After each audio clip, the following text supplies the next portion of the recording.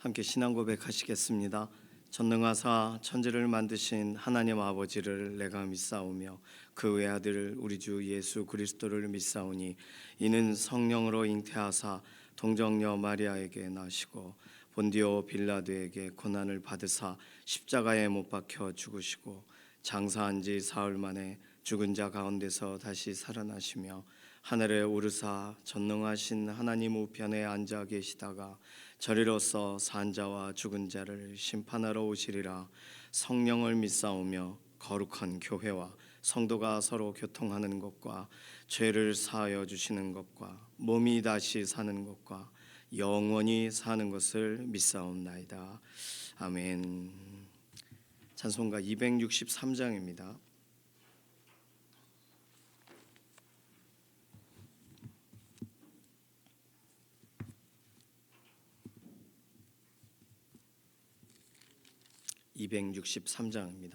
이 세상 엄하고 나 비록 약하나 늘 기도 힘쓰면 큰 권능 얻겠네. 주의 은혜로 대속받아서 비와 같이 붉은 죄 눈같이 이겠네. 주님의 권능은 한없이 크오니 돌 같은 내 마음 곧 녹여주소서. 주의 은혜로 대속받아서 비와 같이 붉은 죄 눈같이 이겠네. 내 마음이 약하여 늘 넘어지오니 주 예수 힘주사 굳세게 하소서. 주의 은혜로 대속받아서 비와 같이 붉은 죄 눈같이 이겠네. 죄 사함 받은 후 새 사람 되어서 주 앞에 서는 날 늘 찬송하겠네. 주의 은혜로 대속받아서 비와 같이 붉은 죄 눈같이 이겠네. 아멘. 다음 세대 자녀들 위해서 기도합니다. 학교와 교육적인 환경, 우리가 목요일 날은 그렇게 구별하여서 늘 기도했는데 또 방학 기간이기도 하고 또 이 방학 기간에 또 학원을 가기도 하고 여러 가지의 또 환경적인 요인에서 하나님께서 오늘도 지키시고 보호하셔서 자녀들의 믿음이 또 자녀들의 삶이 구별되고 또 새해에 특별히 하나님 앞에 자신의 삶을 구별하여 좀 뜻을 정하여 올려드리는 그런 믿음의 인생으로 자녀들의 인생이 준비되고 새로워지도록 특별히 중고등부 수련회가 오늘부터 토요일까지 진행이 됩니다. 평택대학교에서 예수전도단 유스캠프 이제 참여하게 되는데 참여하는 학생들 함께 가는 또 선생님들 특별한 은혜의 시간이 되게 하시고 정말 어제 원로 목사님 말씀처럼 젊음의 때에 청소년의 때에 뜻을 정하고 하나님 앞에 가장 중요한 정말 믿음의 결단들이 일어나도록 예수님을 깊이 만나고 경험하는 시간 되도록 다음 세대 위해서 특별히 중고등부 수련회 위해서 기도해 주시기를 바랍니다. 두 번째 기도 제목은 서로 건강을 하나님께 아뢰면서 오늘도 살피시고 강건하게 하시고 하나님 기뻐하시는 대로 우리의 삶을 도구가 되게 하나님 사용해 달라고 특별히 김기욱 집사님, 김명래 장로님 병상에서 회복의 회복을 경험하게 하셔서 이 몸의 모든 이런 움직여지는 거 일어서게 되는 모든 과정까지 하나님께서 완전한 회복을 더해달라고 이해신 권사님, 김숙자 권사님 항암 치료에 좋은 결과들을 주시고 몸의 모든 이런 암세포 징후들이 다 사라지게 해달라고, 또 오랜 기간 동안에 이렇게 현장에 예배 나오지 못하시는 또 우리 믿음의 또 선배님들 어르신들 계십니다. 건강을 지키시고 골방의 예배가 또 개인의 삶의 예배가 회복되게 해달라고 우리 동역자들을 하나님께 맡기는 기도가 필요합니다. 오늘 우리의 삶 가운데 특별히 오늘 하나님께 드려야 될 기도의 제목들 구별하셔서 하나님께 맡기고 의탁하는 기도도, 다른 사람의 기도도 해야 되지만 우리 개개인의 개인적 기도의 제목을 하나님께 아뢰는 기도가 세 번째 기도가 되겠습니다. 이런 기도 제목 가지고서 잠시 통성으로 기도합니다. 살아계신 하나님 감사합니다. 우리에게 새로운 날 허락하셔서 하나님을 바라보고 우리의 삶 구별하여 기도하며 시작하게 해주셔서 감사합니다. 오늘 우리의 개인의 인생을 주관하셔서 우리를 소용되는 대로 사용하시고 하나님 구별하여 쓰셔서 하나님 선하신 계획의 일부가 되게 하시옵소서. 오늘 특별히 우리 다음 세대 자녀들을 축복합니다. 그들의 인생 가운데 매일매일의 하나님의 살피심과 보호하심이 하나님이 오늘도 성실하게 행하시는 일들을 우리 자녀들이 믿게 하시고 믿어지는 은혜의 삶이 되게 하시며, 특별히 오늘부터 토요일까지 중고등부 수련회가 이렇게 예수전도단 유스캠프에 참여하게 되는데 오고 가는 모든 길들 안전하게 하시고, 또 중부지방에 오늘 눈이 온다고 하는데 운전해서 가는 모든 길들도 평안하게 하시며, 또 여러 청소년들이 함께 모여 같은 기간에 뜻을 정하는 아주 특별한 시간이 되게 하시며, 하나님 앞에 젊음의 때에 주의 말씀 붙들고 나아가고 특별히 예수 그리스도를 깊이 경험하고 알게 되는 복된 시간 되도록 은혜와 긍휼을 더하여 주시옵소서. 오늘 우리의 인생 삶을 주관하셔서 특별히 연약한 육신을 회복시키시고 강건하게 하시고 하나님의 선하신 계획을 위하여 구별됨이 있게 하시옵소서. 하나님, 특별히 김기욱 집사님, 김명래 장로님 병상에서 오랜 기간 있습니다. 일어서게 하나님 몸의 모든 관절과 조직들이 움직여지도록 하나님 힘을 더하여 주시옵소서. 이해신 권사님, 김숙자 권사님 여러 시간 항암 치료를 하시는데 특별히 항암 치료에 좋은 결과를 주시옵소서.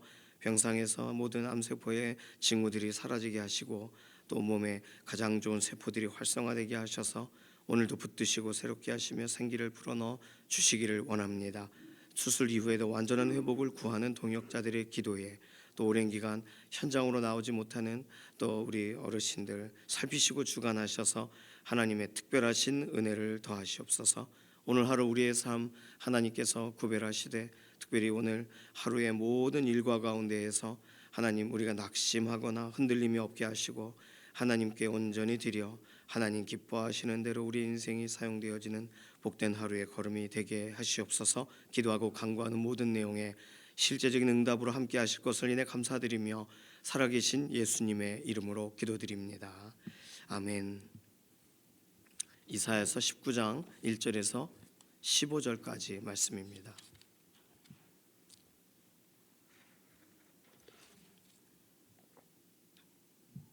이사야서 19장 1절에서 15절까지만 읽습니다. 1절에서 15절 함께 읽습니다.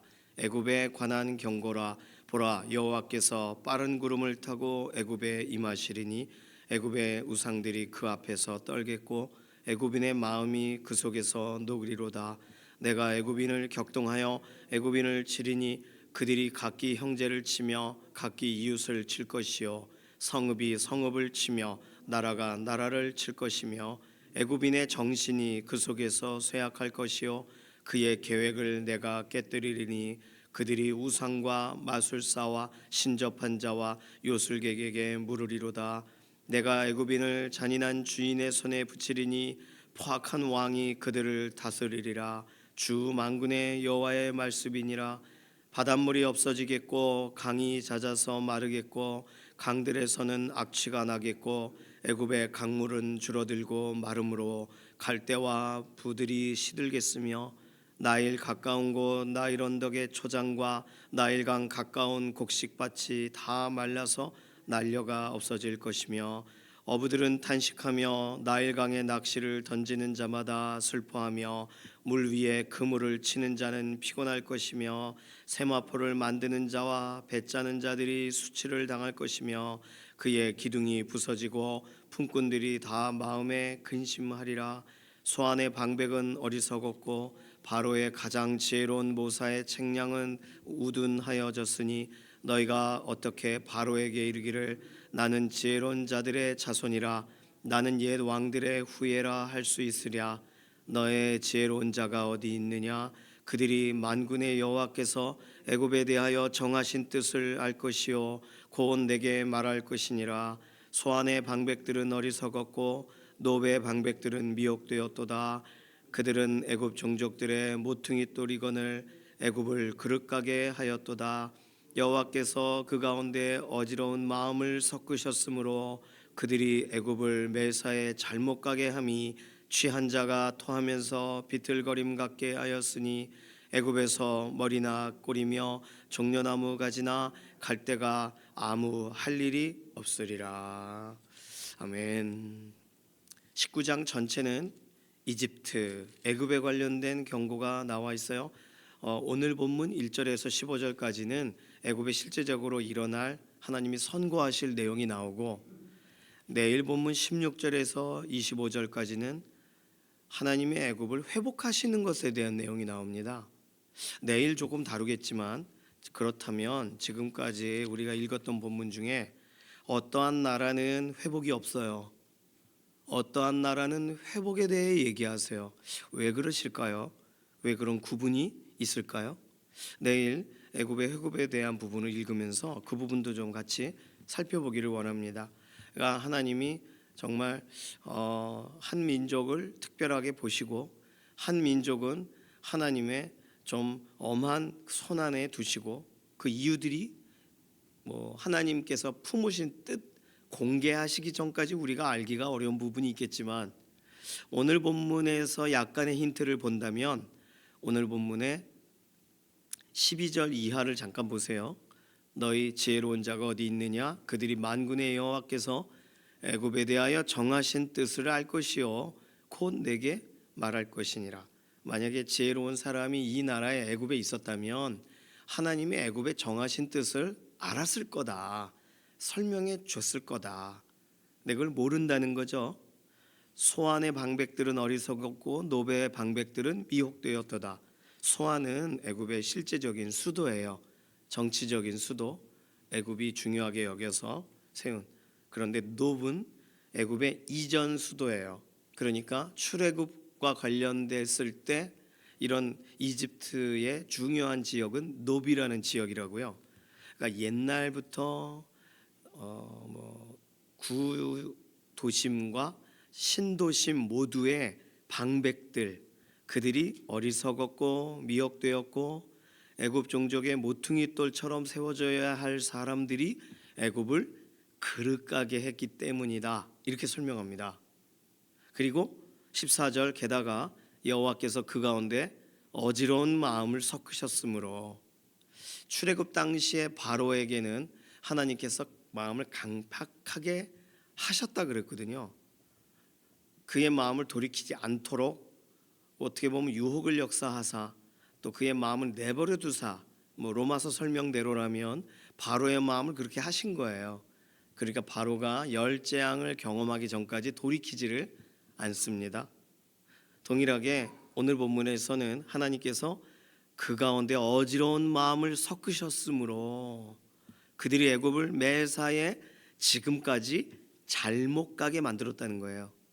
취한 자가 토하면서 비틀거림 같게 하였으니 애굽에서 머리나 꼬리나 종려나무 가지나 갈대나 애굽에 세워져 있는 것, 애굽의 모든 것이 되겠죠. 그 모든 것이 의미가 없다 이거예요. 아무 할 일이 없으리라.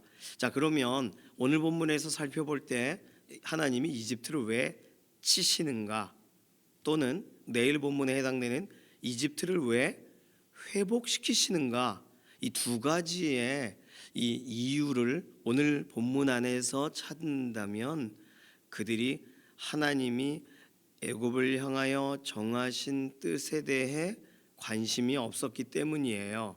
하나님이 애굽에 대해 정하신 뜻이라면 그러면 애굽은 그걸 어떻게 알 수 있었을까요? 최소한 우리가 한 가지 알게 되는 건 이집트라는 나라는 이스라엘 백성이 들어감으로 인해 요셉을 복 주시면서 복을 얻은 나라란 말이죠. 요셉을 통해 이집트가 복을 얻었습니다. 모든 나라가 다 흉년이 들었을 때 애굽까지 흉년이 찾아왔죠. 그때 애굽에 준비하고 흉년 이전에 이렇게 곡식들을 다 미리미리 모으고 그래서 주변 나라를 먹여 살렸어요. 요셉이 들어가 있으면서 하나님이 애굽을 특별하게 대우하신 때입니다.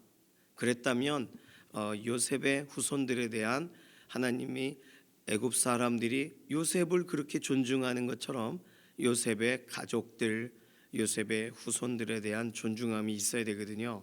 그런데 애굽 사람들은 그렇게 하지를 않았습니다. 물론 원래의 이집트 사람들은 이스라엘 후손들을 함께 어울려 살았지만 새롭게 일어난 요셉을 알지 못하는 그런 정권이, 요셉을 알지 못하는 애굽의 또 다른 세워진 정권이 이스라엘 사람들을 핍박하고 지금까지 있었던 좋은 관계를 무너뜨렸단 말이에요.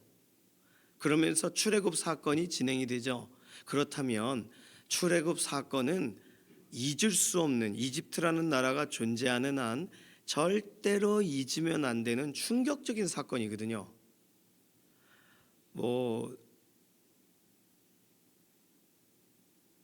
기록된 문서나 이런 것을 다 지워도 사람들의 마음 가운데 잊어버릴 수 없는, 왜냐하면 하나님 살아계시다는 걸 보여주신 사건이거든요. 한두 번이 아니니까, 하나님 말씀대로 되었으니까. 게다가 그것도 못마땅해서 쫓아온 이집트의 그 군사들이 다 막 홍해에서 수장이 되고, 그러니 이런 걸 어떻게 잊을 수 있겠어요? 충격적인, 정말 이스라엘의 하나님은 살아계신다. 최소한 이스라엘이 애굽에 사절단이라도 찾아오면 조심하자. 두렵다. 이런 역사적인 하나의 트라우마라도 남아야 되거든요. 그런데 이집트는 다 잊어버립니다.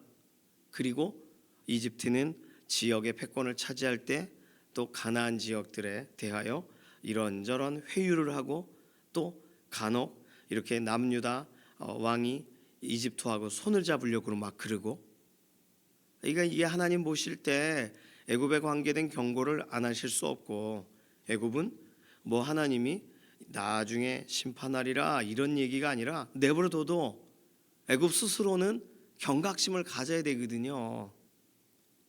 오늘 19장 1절에서 4절까지를 보면 하나님이 애굽에 빠른 구름을 타고 임하시리니 애굽의 우상들이 그 앞에서 떨겠고 애굽인의 마음이 그 속에서 녹으리로다. 하나님이 가시기만 해도 우상들이 막 떨고 애굽의 마음이 녹아내려요. 출애굽 사건, 열재앙 사건 다시 시작되는 거잖아요. 하나님이 치시니까. 이거 어디서 알 수 있어요? 역사를 회고하면 되고 방백들의 말들이 설명해 줘야 돼요, 이런 거. 왜냐하면 오늘 본문에 있는 3절 마술사와 신접한 자와 요술객이 이거 말하겠습니까? 옛날에 이전 시대에 하나님이 이 나라를, 이스라엘의 하나님이 엄청 치셔서 그런 일이 있었다, 이런 걸 이들이 말해주겠어요? 신접한 자, 요술객 이런 자들이? 지혜 있는 자들이 기억해야죠. 지혜 있는 자들이 옛날에 일어난 일을 지금에 적용해서 두렵도다, 그 이스라엘의 하나님은 살아계시는도다 해야죠. 근데 애굽의 지혜자들도 지혜가 아둔해졌고 애굽의 신비한 이런 무속하는 사람들도 그런 건 몰라요. 그러니까 사람들이 그들에게 가서 물어봐요. 근데 물어본다고 답을 주나요?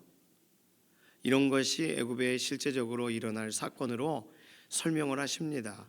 애굽은요, 출애굽의 모티브가 있는 나라예요. 애굽은 실제로 하나님을 제대로 경험한 나라예요. 그럼 두렵고 떨림이 있어야 되거든요. 어떻게 보면은 우리나라 같은 경우도 하나님이 도와주시고 살려주시고 보호하심을 기억해야 되는 나라입니다. 그런데 그래서 믿는 사람들도 있겠지만 일반적으로 우리나라는 지금 국가의 초창기도에도 있는 나라인데 하나님 앞에 기도하고 하나님 앞에 좀 하나님 역사하심에 대해서 최소한 역사를 기억하는 사람이라면, 그것도 오래되지도 않은 역사인데 정치인이라면 그거 다 기억해야죠. 방백들이라면 기억해야 되겠죠. 특별한 나라, 우리를 통해 하나님이 특별한 일을 계획하시는 것도 있겠지만 역사적으로 잊을 수가 없는 나라들이 있어요. 그 중에 우리나라가 속합니다. 그러니까 저는 애굽 본문을 읽으면서 이거 남의 얘기 같지가 않은 거예요. 그렇게 생각하고 읽으시면 조금 더 특별해지죠. 자, 애굽에 관하여 하나님이 경고하십니다. 친히 임재하심으로, 뭐 그냥 어떤 재난을 일으키시고 재앙을 일으키시는 게 아니라 아주 애굽은 하나님이 직접 임하시면서 일하세요. 그러니 얼마나 특별해요. 애굽인의 마음이 녹아내릴 정도로. 자, 오늘 앞에 본문의 1절에서 15절까지의 내용을 세 개로 구분합니다. 학자들은요. 그래서 사회적으로 하나님이 일으키시는 경고, 그러니까 주의하라. 경제적으로 일으키시는 일, 정치적으로 일으키시는 일, 세 가지로 구분해서 오늘 본문이 기록되어 있다고 말해요. 그렇게 읽어도 뭐 의미가 있습니다. 1절에서 4절까지는 사회적으로 일어나는 사건이에요. 애굽인이 서로가 서로를 격동하고 애굽인과 애굽인이 서로를 쳐요. 형제들이 이웃을 쳐요. 성읍이 성읍을 치며 나라가 나라를 쳐요. 나라 안에 일어나는 일이에요. 이것을 나라가 나라를 친다를 내전이라고 설명하기도 하고, 또 애굽인의 정신이 그 속에서 쇠약하다 이런 것을 낙심이라고도 말하고, 또 우상과 마술사와 신접한 자와 요술객에게 묻는 이런 일을 한다. 미신적인 행동을 한다. 이게 사회적으로 일어나는 일이에요. 특별히 4절에는 애굽인을 잔인한 주인의 손에 붙이리니 포악한 왕이 그들을 다스리리라. BC 720년에 아수르가 이집트를 격퇴하거든요. 그러니까 이 19장 4절이 실제로 일어나죠. 애굽이 아수르에 의해서 완전히 막 와해가 됩니다. 사회적으로 혼란스러워요. 사회적으로 서로가 서로를 막 공격해요. 하나님이 일으키시는 일 중에 하나예요. 두 번째, 경제적으로 일어난 일은 5절에서 10절 사이에 있습니다. 바닷물이 없어지겠고, 이게 애굽으로 말하면 이집트에게는 나일강이라는 강이 있고, 그리고 이 지중해와 관련돼서 또 이집트 옆에 또 흐르는 또 홍해도 있고, 그러니까 아프리카 대륙의 북부 지역에 이집트가 장악하고 있는 지역이 넓어지면 넓어질수록 바다와 강의 역할이 굉장히 중요해요. 그런데 바닷물이 없어지겠고, 그러니까 바닷물이 없어질 수는 없죠. 바다에서 강으로 들어오는 것이 마르는 걸 말하는 거예요. 강이 잦아서 마르겠고, 그러니 5절을 바닷물 강을 같이 읽어야 됩니다. 강들의 악취가 나겠고, 이거 열재앙이 상상이 되지 않으십니까? 애굽의 강물은 줄어들고 마르고 갈대와 부들이 시들며 나일 가까운 곳 나일 언덕의 초장 곡식밭은 말라서 날려가 없어지고, 어부들은 탄식하고 낚시를 던지는 자마다 슬퍼하고 세마포나 배를 짜고, 이게 뭐 이집트의 특산물이죠. 이거 다 없어져요. 이걸 건질 수가 없어요.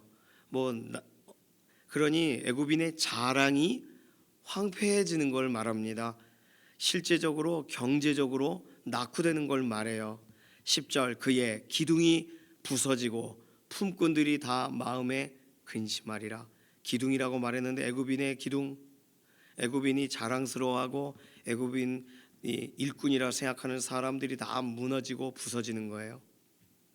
정치적으로 진행되는 일은 좀 전에 살펴본 것처럼 소안의 방백은 어리석었고 바로의 가장 지혜로운 모사의 책략은 우둔하여진다. 어리석어진다. 우둔하여진다. 게다가 14절, 하나님께서 그 가운데 어지러운 마음을 섞으신다. 자, 하나님이 임재하셔가지고 행하시는 일은 그들 안에 서로 싸우고 그들이 자랑스러워하는 모든 것이 메말라가고 지혜롭다 하던 사람들 그 지혜는 다 끊어져요. 사회적, 정치적, 경제적 모든 부분에서 사면 초가의 사건이 일어나게 됩니다. 왜 하나님이 애굽을 이렇게 치실까?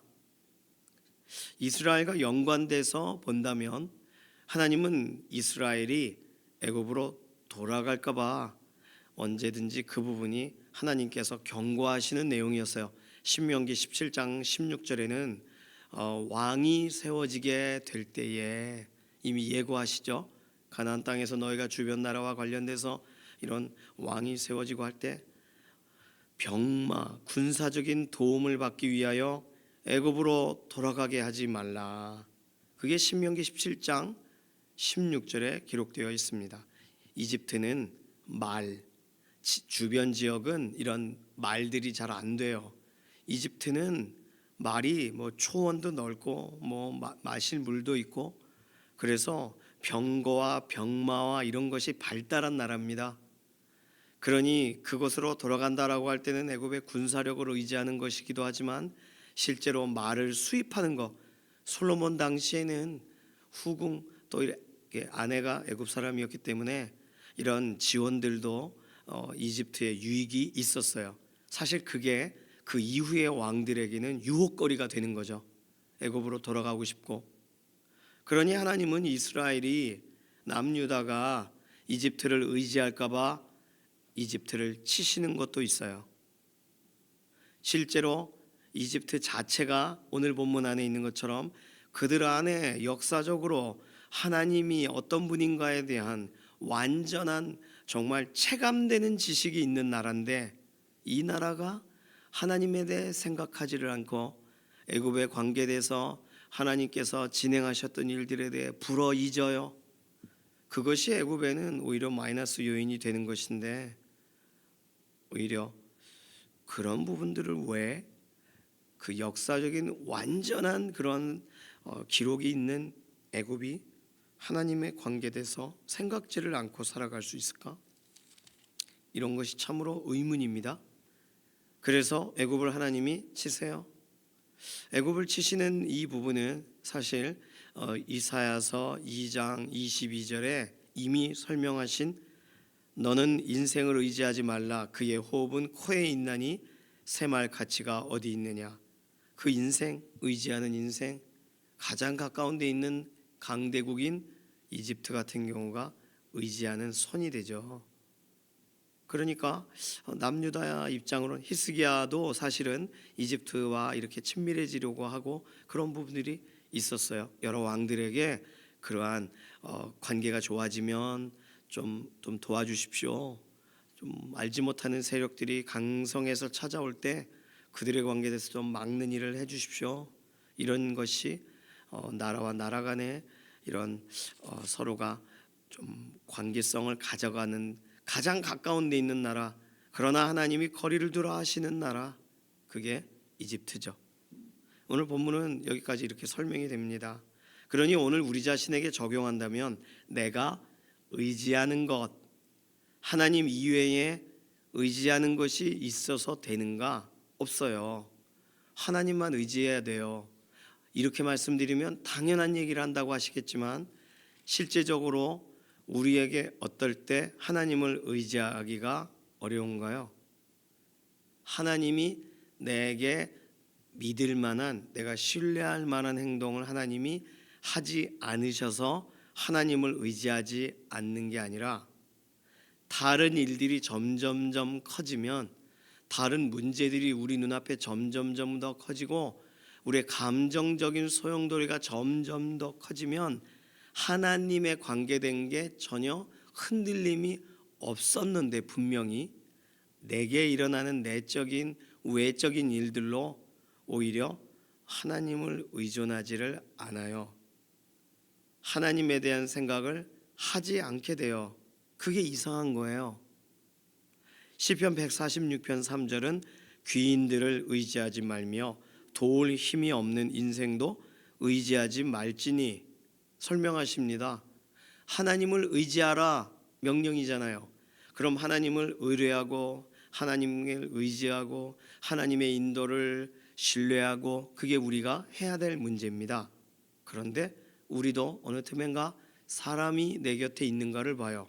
그리고 날 좀 도와줄 수 있는 사람은 누군가를 생각한단 말이에요. 하나님이 붙여준 사람이다 이렇게 생각하면서, 하나님께서 보내신 도구다 이렇게 생각하면서, 그러니까 그건 넘겨짚는 거죠. 하나님이 나의 도움이 되시는데, 하나님이 나의 유일한 도움이 되신다라는 걸 증명하시기 위하여 오히려 다른 것을 끊어내시는 것이 하나님의 방법이실 건데, 우리는 우리 눈앞에 우리 가까이 있는 또 다른 것이 내가 의지해야 될 것이다라고 그냥 기존 사실이라고 생각하고 깔고 가니까 하나님을 의지하지를 않는 거예요.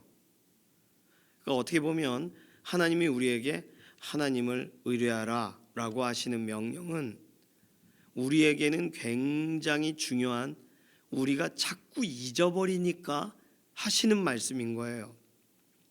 우리가 생각하지를 않으니까. 우리 인생 가운데 계속 되뇌어야 되고 살펴야 되는데, 심지어 고린도후서 1장 9절에서는 이렇게 설명합니다. 우리가 우리 마음에 사형 선고받은 것 같이 낙심함이 막 찾아왔어요. 왜냐하면 이는 우리로 자기를 의지하지 말고 오직 죽은 자를 다시 살리시는 하나님만 의지하게 하심이라. 그러니까 외적으로 우리에게 찾아오는 낙심의 사건, 내면으로 뚫고 들어오는 어떤 문제들이 우리에게 이렇게 하면 살 수가 없지, 이거 어떻게 하면 좋아 라고 우리의 마음 가운데에 의문을 던지고 질문을 던지게 될 때, 우린 고린도후서 1장 9절을 생각해야 되는 거예요. 내가 나를 의지하고 있구나, 내가 또 다른 대안을 생각하려고 하는구나. 안 되는데, 하나님만 의지해야 되는데 라고 생각해야 되는데도 우리는 다른 거 이미 이렇게 뒤적거리고 찾고 있다는 걸 반증하는 거거든요. 최근에 어떤 일이 우리의 마음을 낙심하게 하거나 우리를 참 힘들게 했습니까?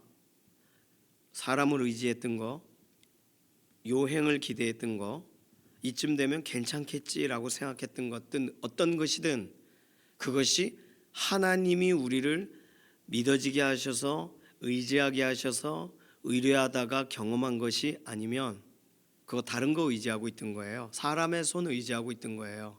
어떤 또 다른 이슈를 생각하고 있던 겁니다. 또 다른 사상을 의뢰하고 있는 거예요. 그러니 우리는 우리 마음에 어떠한 충격이 다가오고 우리 마음이 흔들릴 때는 언제나 내 마음이 왜 이렇게 흔들리나 라고 할 문제가 아니라, 나를 의지하지 않고 하나님 의지하라는 사인이구나 라고 생각하셔야 돼요.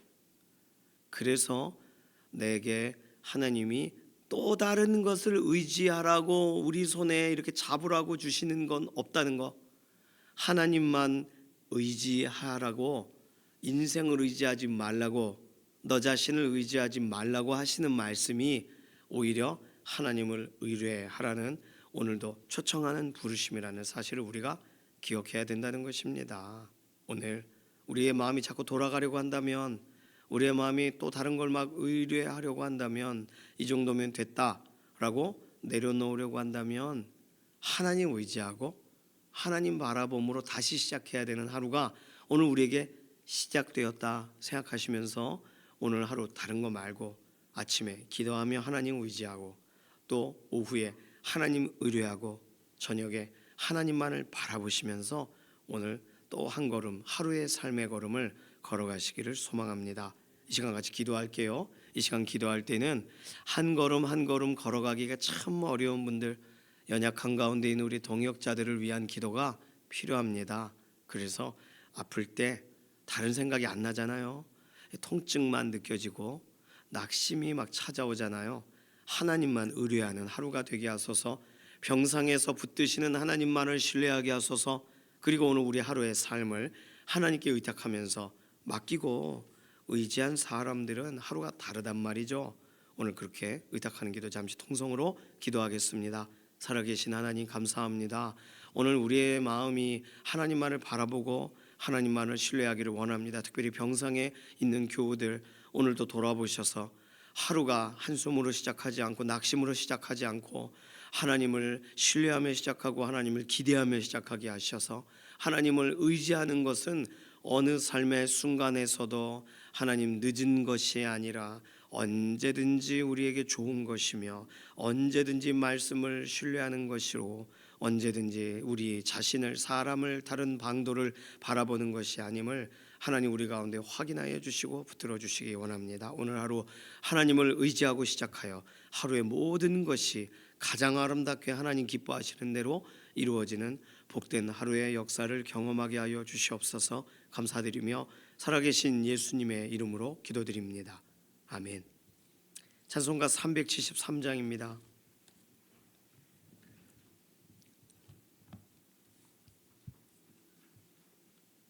오늘 특별히 중고등부 수련회 가는데 중부지방에 오늘 눈이 온다 그래요. 조영존 목사님이 운전해서 갈 건데 모든 운전한 거 안전하게, 그리고 이렇게 날씨와 환경 이야기를 들으면 수련회를 결정했다가 또 안 가요. 그러니까 은혜의 자리를 놓친단 말이에요. 이런 수련회 특별한 은혜의 자리에 정말 하나님께서 이런 기회에 자녀들이 정말 확신함으로 하나님 앞에 구별함으로 이 기간을 올려드리는 그런 특별한 수련회가 되도록 위해서 기도해 주시기 바랍니다. 찬송가 373장 1절 4절 부르겠습니다. 고요한 바다로 저 천국 향할 때 주 내게 순풍 주시니 참 감사합니다. 이 세상 고락간 주 뜻을 본받고 내 몸이 의지 없을 때 큰 믿음 주소서. 아멘. 주님께서 가르쳐주신 기도합니다. 하늘에 계신 우리 아버지여, 이름이 거룩히 여김을 받으시오며 나라의 임하옵시며 뜻이 하늘에서 이루어진 것 같이 땅에서도 이루어지이다.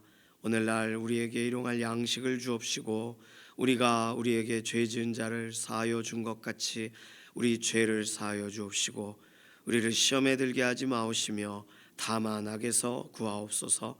나라와 권세와 영광이 아버지께 영원히 있사옵나이다. 아멘.